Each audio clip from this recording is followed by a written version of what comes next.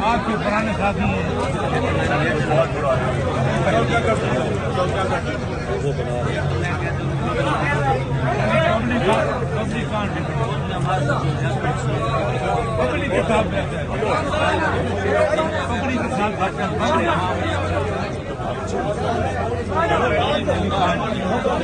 तो नजर आ रहा है सामने लिखा हुआ है जुल्म मिटने के लिए दो चीजों से मिटेगा भाई।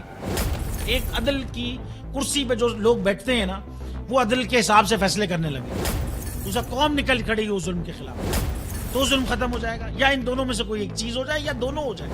अगर 420 का मुकदमा था उस वक्त अदलिया में जो लोग बैठे हुए केस देख रहे थे वो पूछते ना यार चीट हुआ कौन है,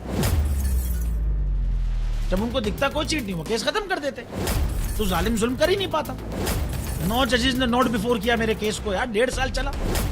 शख्सी जमानत का केस, सेम केस इस्लामाबाद में कर दिया। एक ही इल्जाम पे 2 केस हो नहीं सकते भाई।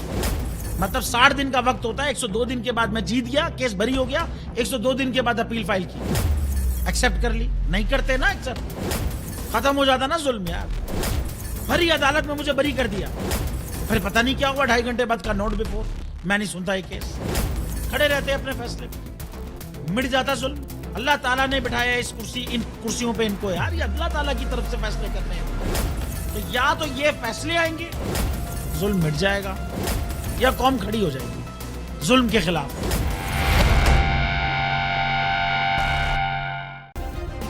सब्सक्राइब करें और बेल दबाएं ताकि कोई खबर रह न जाए।